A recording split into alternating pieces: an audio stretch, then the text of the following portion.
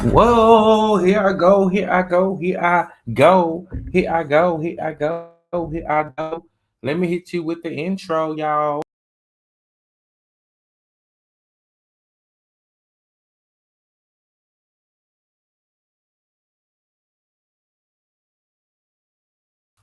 So, if y'all did not know where y'all was at or just not tuning in, this is the Ham Life Podcast Show. But hold on one second, because um my peoples that is on um Instagram, they be getting jealous, y'all. So I decided that today I was going to allow because I said I wasn't gonna do any more live videos on Instagram, but as y'all know, I lied. So I ain't mean to lie to y'all, whatever, but as it happens to happen, um, yeah, shit happens. But regardless, I am grateful. You can give me a few seconds because I'm trying to make sure that these people can hear me. That's a little bit low. All right. So, and we are officially live. Okay. Y'all well, Instagram see y'all. Y'all don't see Instagram, but hold on one second. All right.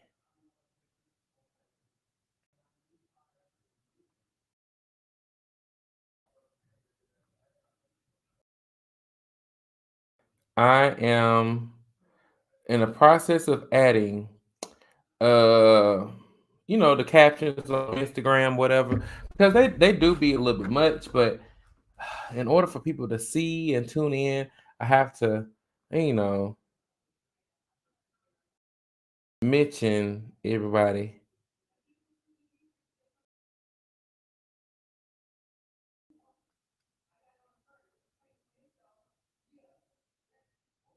All right. And we are live. Whoa. We are live. We are live. We are live. Gonna fuck up tonight. Fuck up tonight. We getting fucked up tonight. Oh. Bet you see stars. Bet you go far. Should you elevate? Should you see stars? 'Cause I feel like falling in love. Uh, I'm in the mood to fuck something up. We gon' something. We gon' fuck up tonight. Fuck up tonight. We can fuck up tonight. Okay, my bad, y'all. So I had to make sure everybody was tuned in, everybody could see me, and it was everything. Okay, thank you. Everybody can hear me and so forth. So I know y'all here. I had to add Instagram over here because y'all can see me over here, but they can't see me over there. But we're gonna move right into it because we got a lot for y'all today in a short amount of time. I'm gonna try to get through this as peacefully as possible and with smooth and delicacy. Okay. All right. So, in case y'all didn't know what y'all stepped into, what y'all have walked into, y'all have walked into the greatest podcast in America, in the nation. My bad. But the Ham Life Podcast Show, and I am your host and questionable cousin. In case you didn't know, it is the one, the only. Yeah, it's Trey. All right, three. All right, so Ham Life story of the week. We're gonna go right into it because I got a lot for y'all. Because my cousin hit me up about their relationship, and then my other peoples they don't know about. They done gave me the inside scoop on Diddy. So I got a lot of stuff for y'all today. All right, moving right into it. Derek Chauvin The ex-officer who was convicted of killing George Floyd has been stabbed in prison. In prison, former Minneapolis police officer Derek Chauvin, convicted for the murder of George Floyd, forced a violent incident at a federal prison in Tucson, Arizona, on Friday. According to Minnesota Attorney General Keith Ellison's office, Chauvin, who is 47, was stabbed at the facility confirmed by the Federal Bureau of Prisons. Although the agencies didn't mention Chauvin by name, no other inmates or staff were harmed, and the situation was swiftly controlled. Paramedics administered immediate aid before transferring Chauvin to a local hospital for further treatment. His condition remains undisclosed, but sources suggest that he survived the attack. A.G. Ellison, um, A.G. Ellison condemned the violence, emphasizing that Chauvin, despite his crimes, should serve his sentence without fear of retaliation. Chauvin's imprisonment stemmed from kneeling on George Floyd, a black man, for over 9 minutes during an arrest on May 2020, igniting global protests against racism and police brutality. Convicted in state and federal courts, Chauvin received a 22-and-a-half-year sentence for murder and 21 years for violating Floyd's rights. While the incident has sparked a sense of justice and happiness amongst the black community, it also raises concerns about safety in federal prisons. As the Bureau of Prisons faces staffing shortages, questions arise about the security of high profile inmates like Chauvin. Are improvements in correctional facilities necessary to ensure both inmates' safety and justice? What measures should be taken to prevent violent incidents in prisons while ensuring fair treatment of incarcerated individuals? So, my thing on the situation is yes, a lot of people are saying yes, justice is on the way, is headed to being served for the Floyd family because Chauvin got stabbed in prison. Others feel like this is karma. What goes around comes around. But the key issue is like, are these people, the other inmates, other people outside of Chauvin, are they being monitored, and is safety a concern within the prison system for federal inmates? I would say, my personal opinion, yes, safety is a concern for not only like any inmate that is in any type of jail or prison system. I feel like safety is a big concern for all of them. Um, I have had friends, relatives, and so forth, incarcerated, and I just hear stories. I hear various stories about the safety of individuals, and you could just see it. Like if you watch 90 Days In, or is it 90 Days In? Yeah. 60 days in, my bad, not 90 days. If you watch 6 days in, you can see from that alone that inmates are facing a risk of their safety. Like their life is at risk for a lot of them. If they say or do the wrong thing, it's over. So I mean, what y'all think? I mean, I feel like safety is a concern, but y'all let me know what y'all think, what y'all feel. Leave a comment and tag us in it if y'all feel what, and let us know how y'all feel about that situation.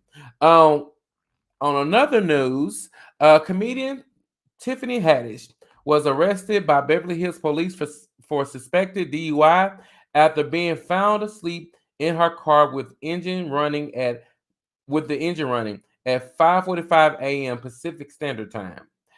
This incident follows a 2022 DUI arrest in Georgia. Haddish, known for her roles in Girls Trip and stand-up comedy, has performed at a Thanksgiving event prior to her arrest. Representatives for Haddish have not commented. The actress previously joked about her past arrest on The Tonight Show, mentioning praying for a good man and receiving four in uniform. Should celebrities' personal struggles influence their public image? And how can public figures balance personal challenge with their public personas. Now, granted, you're famous for a reason. Everyone's famous for a reason. Well, the people that are famous. So if you're famous, then you need to be aware of what's going on and how you carry yourself. You can't carry yourself like normal people. That's not gonna fly in today's world. What you need to do is be careful of how you carry yourself. Now, Tiffany, girl, so Tiffany, this is strictly to you. Um, if you need a friend, a buddy to hang out with or whatever, then let me know. Like I'm free. You might we peoples. So I'll go drink with you and I'll be the DD. Like you can get fucked up and I can get kind of tipsy and we can laugh, talk, and everything. I'm a good listener and I get great advice. If you haven't listen, look at the Ham Life Story of the Week. Like I mean, the tea of the week, hot ass mess tea.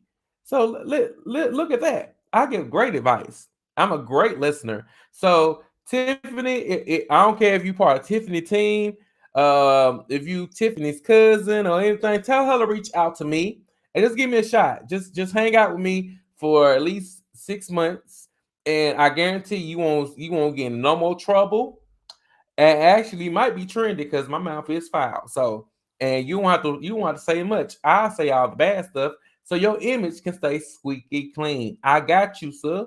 Okay. All right, moving on. The tragic discovery of Mario Terrell Moore's death came in an unexpected manner. On a routine evening, Marquita Moore received a text from her aunt linking to an article disclosing the failure at the Jackson police to report numerous homicides. Along with Mario's, shockingly, Marquita learned her brother had been killed months ago, his body left unclaimed and buried in a pauper's field. The the Moore family's grief unfolded as they sought answers from authorities, only to be met with vague explanations and mishandled notifications.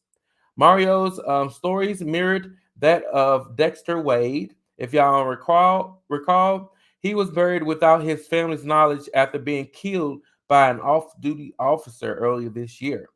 The family distress heightened as conflicting information emerged.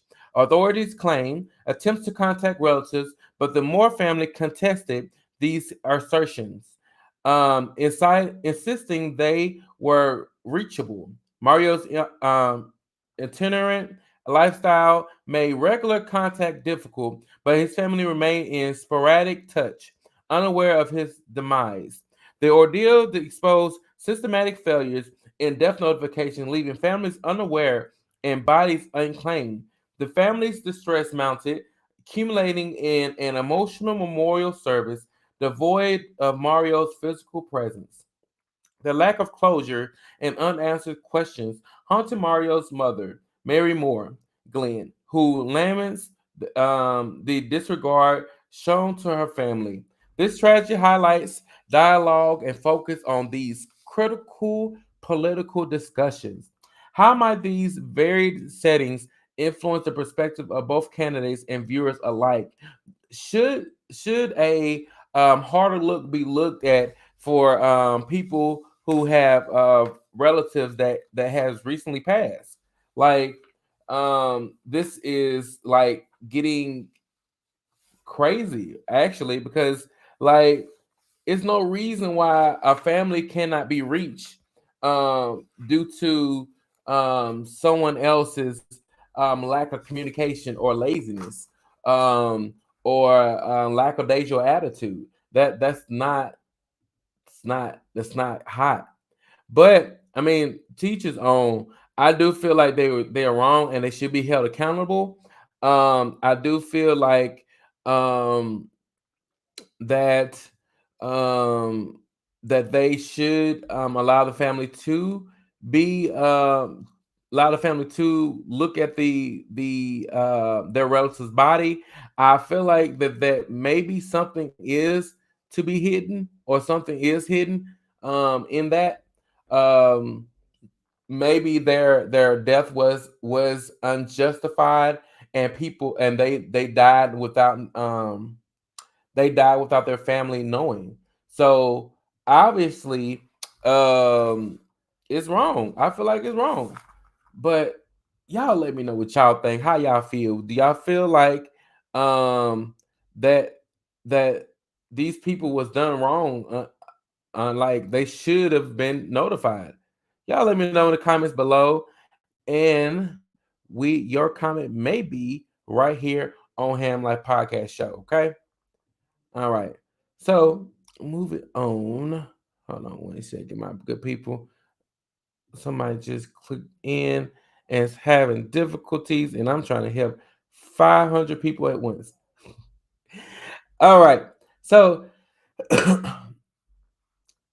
me see. I'm sorry, you all.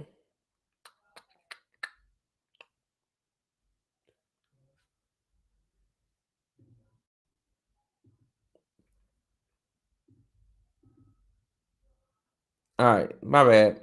So, in other news, an 18-year-old boy, well, 18-year-old man, named Javon Williams was apprehended and charged with an attempted murder in connection to the shooting at Morgan State University. If y'all recall, that during Morgan State's homecoming event, Williams, nabbed in Washington D.C., faces additional gun and drug charges in a separate case.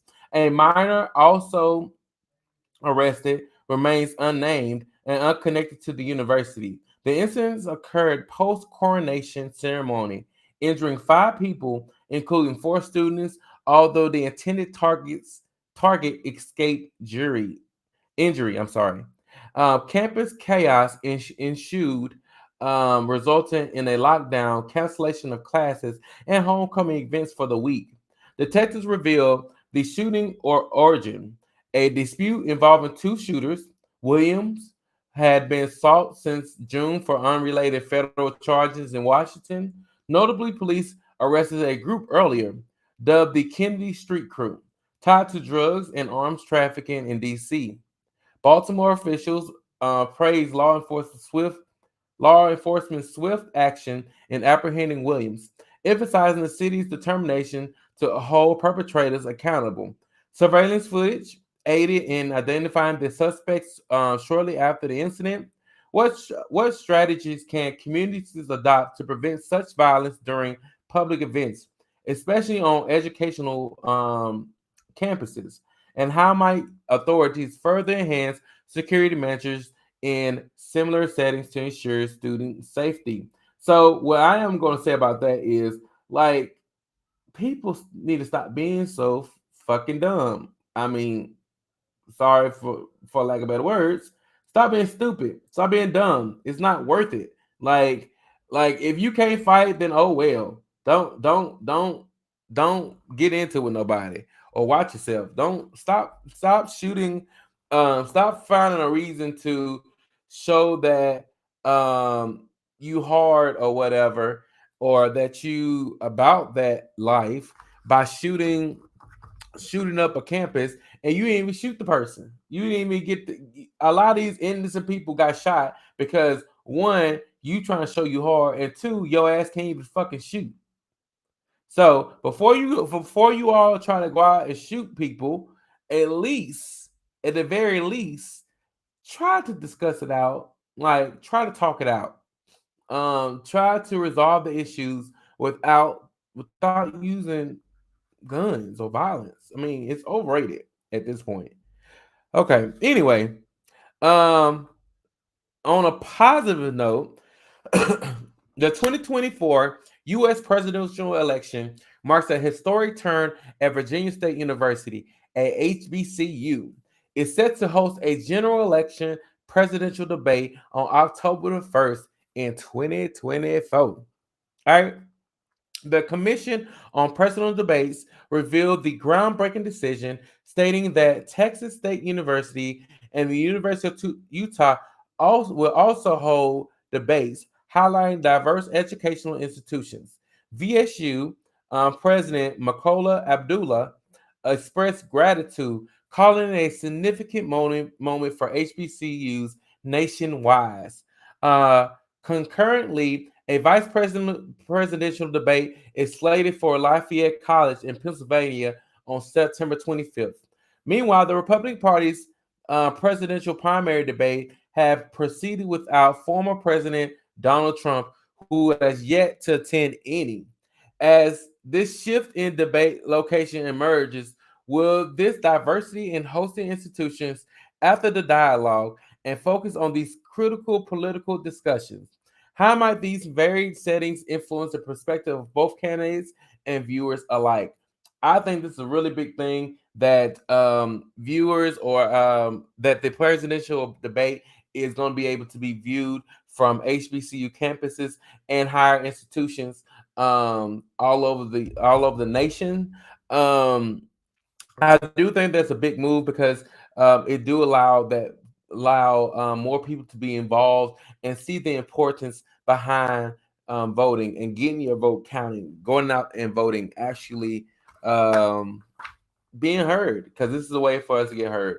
Um, HBCU, I think is a tremendous due to the fact that um, we have a low turnout for voting most of the time. But nevertheless, we shall see. I can't say I will be in attendance. I don't know yet, but I'll let y'all know. But can't tell you what the year may hold. But y'all let me know in the comments what y'all feel and what y'all think. And again, if y'all feel like any news that we should cover that is not covered, then feel free to let us know. All right, and you never know. This may be on the show next week. All right, going straight into it. Hip hop and reality. Now, this is the juicy part, y'all. This is what the part that I told y'all that y'all do not want to miss, because I got some inside scoops. Okay.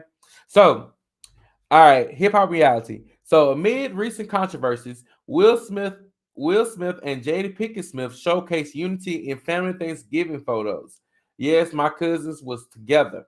Okay, shared on Instagram, the snapshots captured intimate moments with their children, conveying a serene celebration.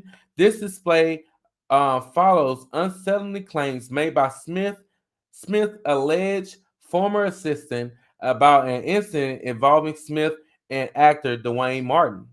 Denied the accusation vehemently, Smith representative contemplates legal actions. The couple previously made headlines as Jada revealed their 7-year separation during her book promotion.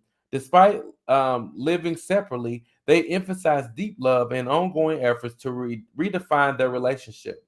As the public observes their family unity, the question remains: how will these revelations affect perceptions of the Smiths and their commitment to redefine their marriage? A lot of people is looking at them with scrutiny.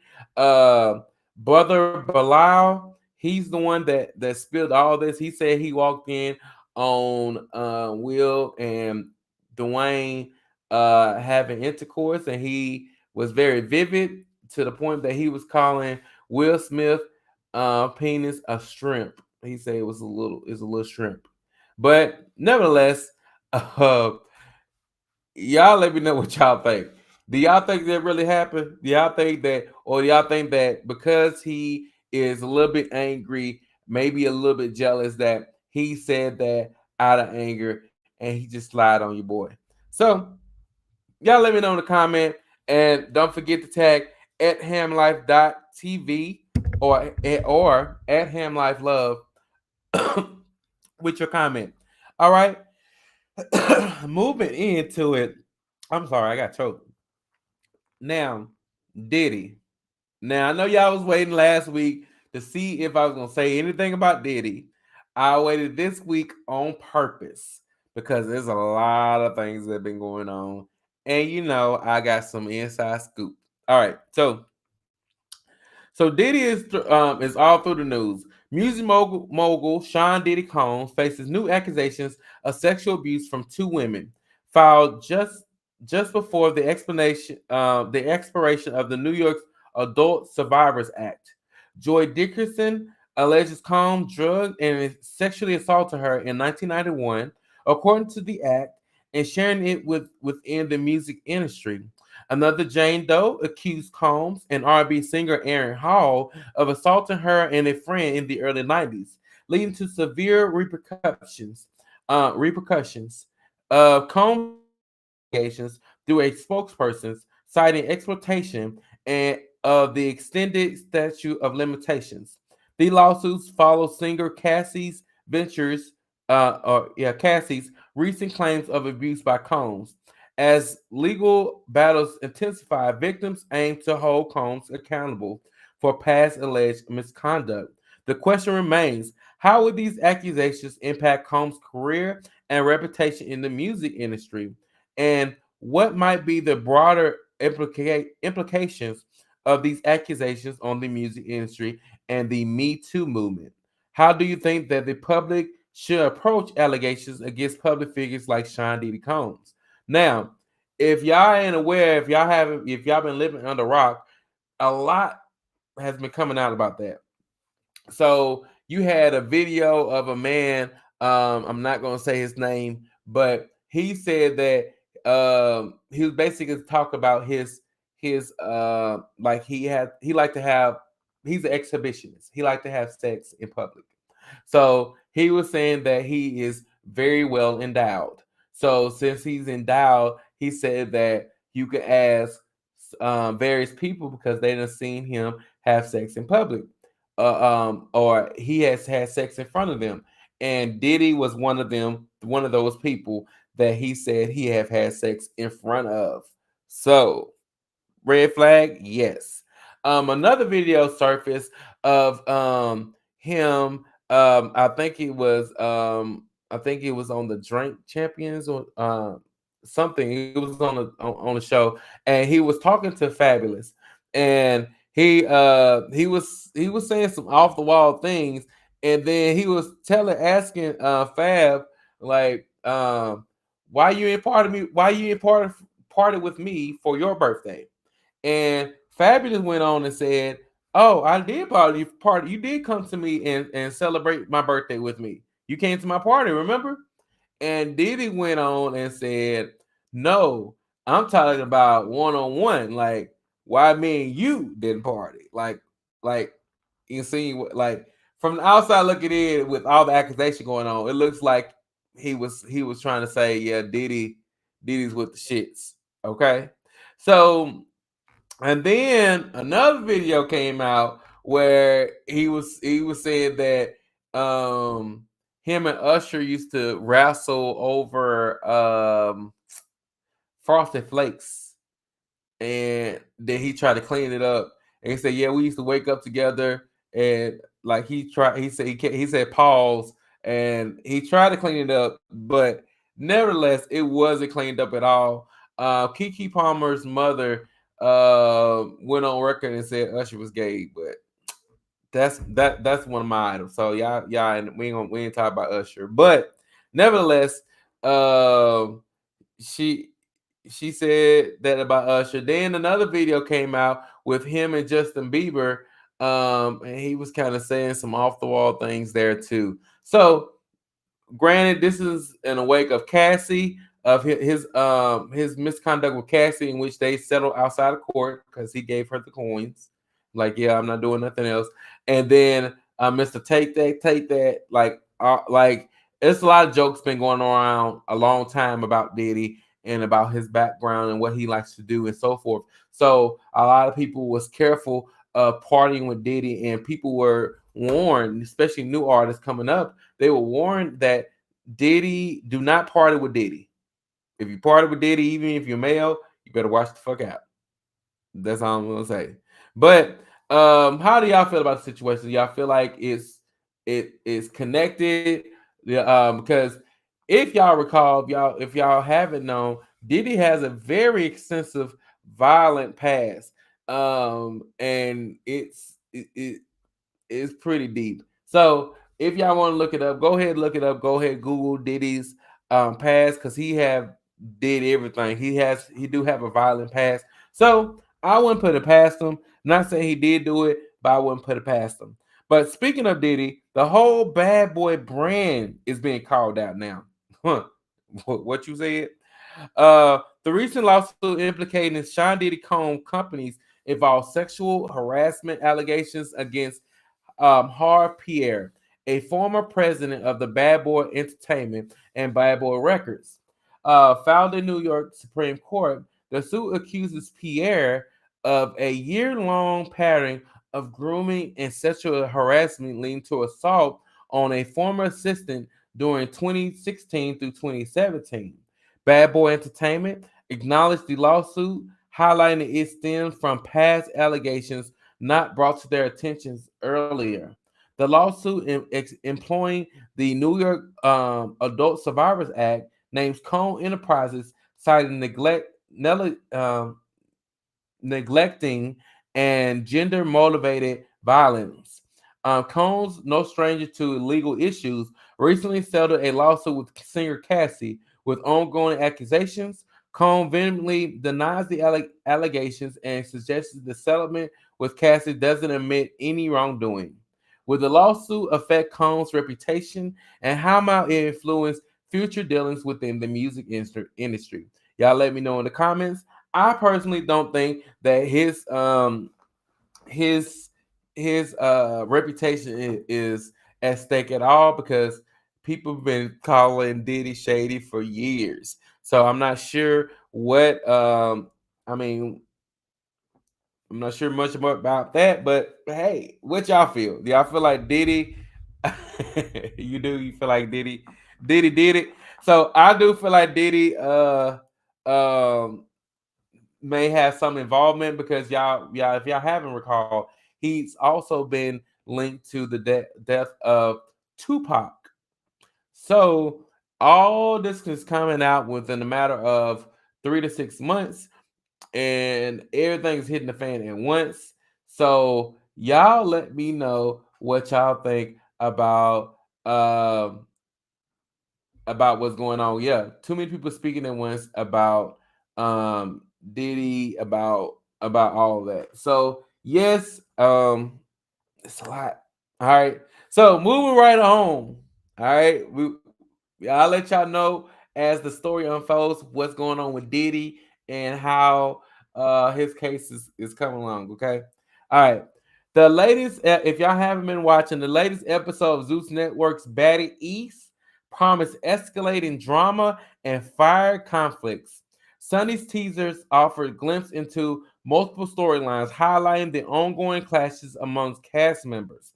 Viewers can anticipate chaotic scenes, including a disastrous club outing and a crazy trip to New York. Notably, the upcoming episodes hints at a heated confrontation between Sapphire and Mariah Lynn, foreshadowing a clash over Lynn's chains amid brewing tensions with other cast members. Additionally, tensions flared as Sapphire, Sukiana, and Smiley become embroiled in a dispute triggered by social media allegations that led to a face-off captured by the cameras. The show's appeal lies in its unpredictable battlegrounds, with even go-kart tracks becoming setting for showdowns. Fans eagerly await to witness further drama in the upcoming episode and speculate on how the conflict will intensify. As the chaos unfolds, the audience is left wondering about the authentic, about the explosive confrontations. Will these episodes reveal the underlying truth or merely add fuel to the fiery disputes?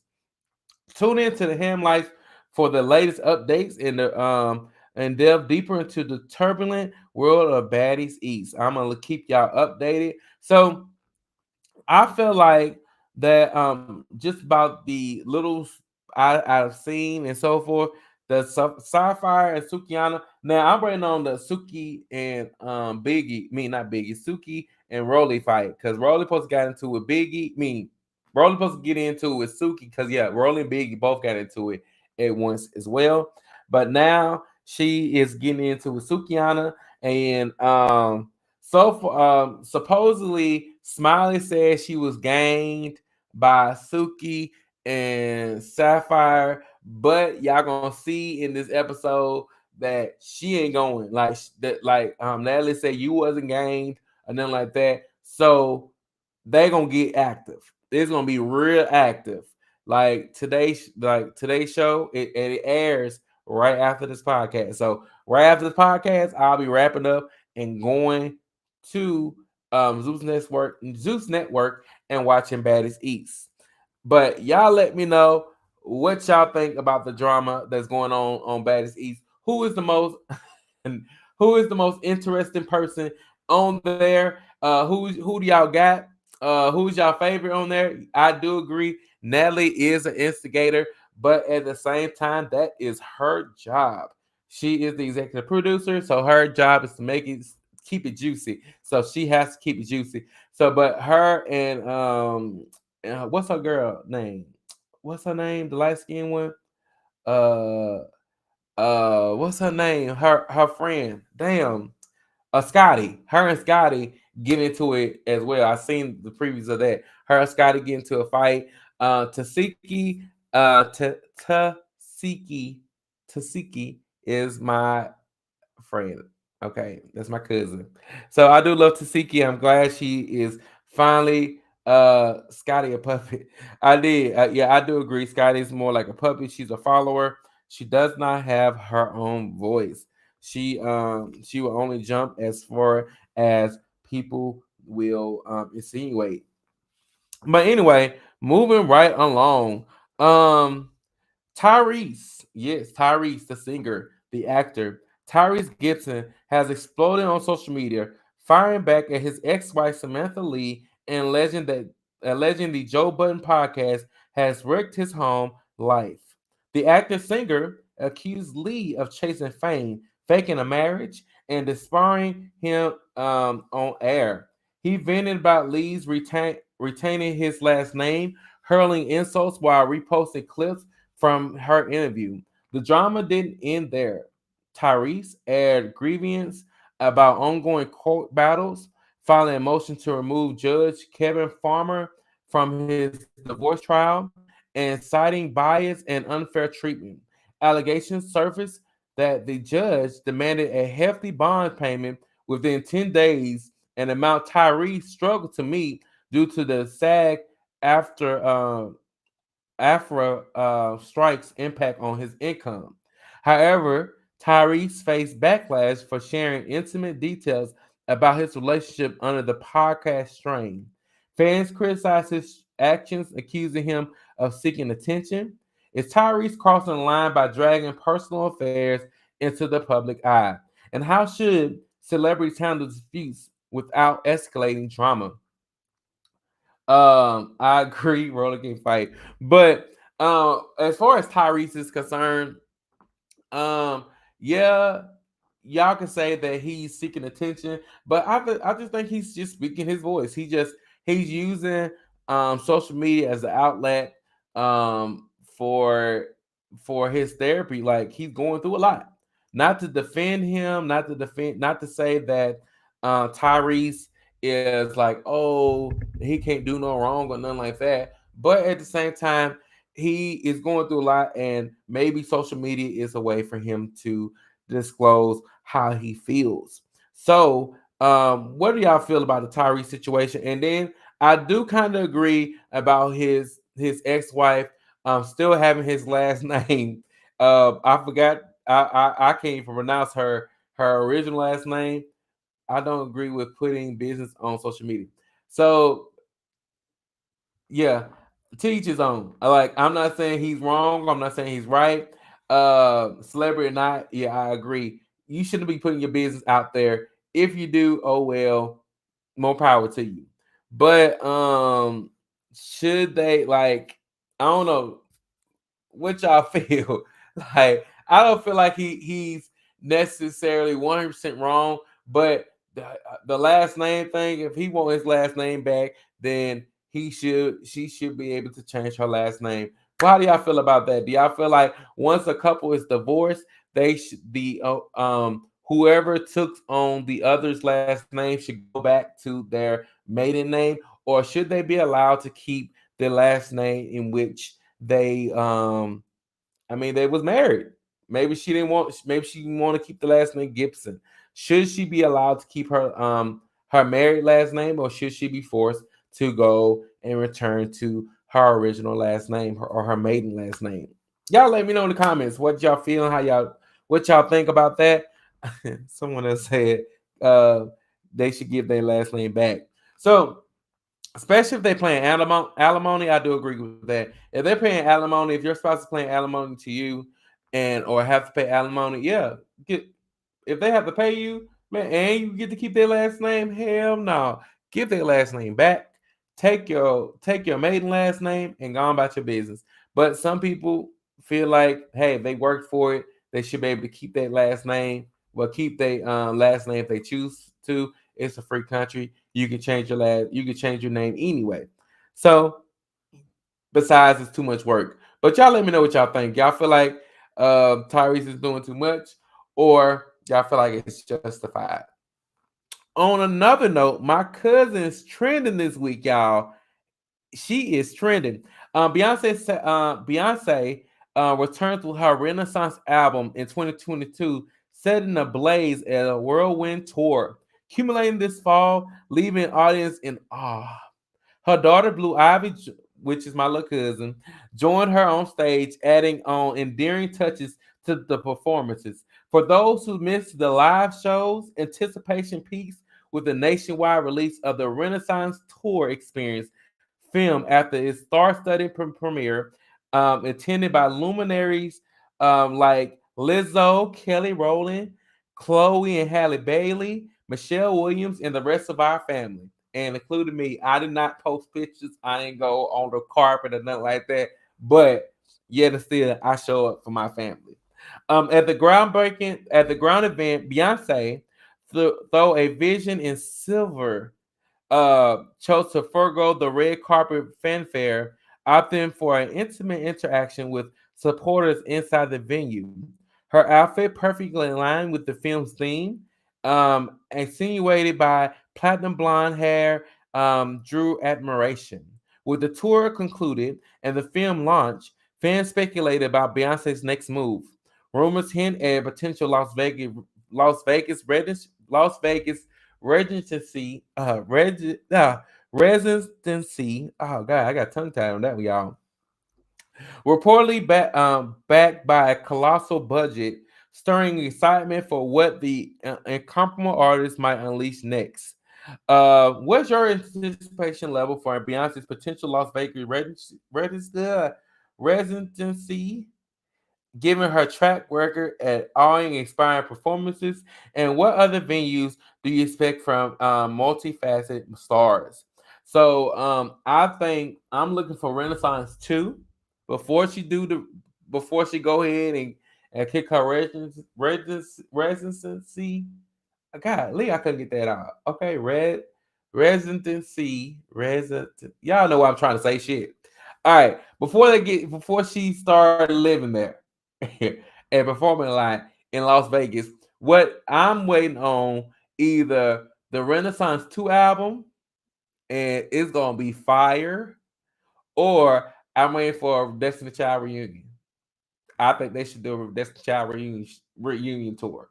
I mean, might as well. And then right after that, do a release Renaissance 2. Okay, because we've been waiting. I know Beyonce got to have her time with her family, and with I see her all the time, but she has to have her time. But the fans, we need music. We need to be moved. Okay, so this movie that premieres this Thursday everywhere. You can go see it Thursday everywhere. This Thursday, November 30th, everywhere. So don't miss it. In theaters. But this movie, the album, and the tour should last us for a good year. But after that year, baby, you got your rest up. It's time for you to hit it again, okay? But moving on, if y'all haven't seen the new Squid Game challenge on Netflix, I'm not going to spoil it for you. But if you like the original, then you feel this. You will most definitely feel these new series. And my family and I are going to be playing Dalgona soon. I'm inviting a few people, and we're gonna play Dalgona. That's the cookie cutting thing. And but on the flip side, if y'all haven't tuned in South Central Baddies season 4, it is up. It is up and it's stuck. Between that and the Deja Vu, Deja Vu reunion, it has had me on the edge of my seat. I'm watching tonight right after the Ham Life podcast show. Uh, it's gonna be live. So make sure y'all tune in right after the show. Go on. Y'all got two networks to watch. Y'all can go on Zeus or y'all can go on Now That's TV. Either way, it's gonna be live. Okay. All right, that part. All right. So moving right along, we coming to my favorite part of the show. We wrapping up. But don't fret, it's my advice, okay? It's called Sip My Tea, Ham Life Story Submission of the Week. All right? And the title is called I Turned Into a Cougar. Say what? All right. Yeah, I know. It's going to be wild. All right. So let me go right into it. Hey, Ham Life. So before I am judged for the story, let me give a little background. My friend and I have been cool for like 5 to 7 years. Her oldest son, who never lived with her but stayed with his father, I only saw a handful of times. Oh Lord. This is already turning bad. Okay. So y'all gonna have to help me out with this. Anyway, now he has come down to move closer to his mom. He is now 21 and I am 36. Oh, okay. We have flirted back and forth a few times, but never actually acted on anything. Recently, he has expressed his serious interest in something a little more serious. I don't want to tell his mom, my friend, but I feel like I should. He doesn't mind either way. I sent him teasing videos and he eagerly responded. Okay. The tension between us has been getting intense and unbearable. I want to give in, but kind of feel as if I'm betraying my friend's trust. Should I try something between him and I and keep it discreet until we figure out if we'll get serious, or should I go ahead and ask his mom? Okay, baby. One, he's a grown ass man, 21. All right. If you go ask his mom for permission to date him, you should know that you're wrong. Okay, if you feel like you're obligated to. Two, that's your friend. Okay, you should be looking at your friend's child like that. Okay, I don't care how old he is. If that's your friend, you should look at him as like a niece or nephew, like your nephew or some shit. Okay, so don't go creeping with your your friend's son. 2136 is not is a big difference. Okay. Uh Granted, he was a teenager when he was born. Um, he was still underage, but yet still that's a big ass leap. 21 to 36, that's how many is that? That's 15 years? Yeah. 15 years. What was it, 14? Yeah, 15-year difference. Y'all 15 years apart. Teach his own. I'm not gonna judge that, but um, like you said, y'all grown. Um, if you feel like that you need to ask his mom, then y'all probably shouldn't even even take it there. But since y'all already taking it there, um, I think y'all should just move discreetly and then see what happens after that. Um, I've kind of like this one kind of caught me off guard because I really don't know how to answer this, but the best way I can is the best advice is not to do it. Just leave him alone. That's a child. Let him find some other cougar. Okay, you can get you can get your itch scratched somewhere else. Okay, I'm pretty sure that someone if you want someone in their 20s and you 36, you want somebody in your 20s. Look Look for somebody 25 and up. Okay, there's nothing wrong with you trying to get your cougar on. That's fine, but have a limit. Okay, um, maybe like a 10 to 11 year difference should be the most, but teach his own. However you feel, that's my advice to you. But hey, if you still can't, if you still not satisfied with that, or if you really can't, you really want this man and he really wants you, y'all can't get each other out y'all mind or whatever, then yes, yeah, I think y'all should handle the situation like adults and move forward. If y'all do decide to mess around and handle like any other relationship. You don't go tell his mom about how he moving in the bedroom or how your relationship is, because that's not something y'all need to be talking about.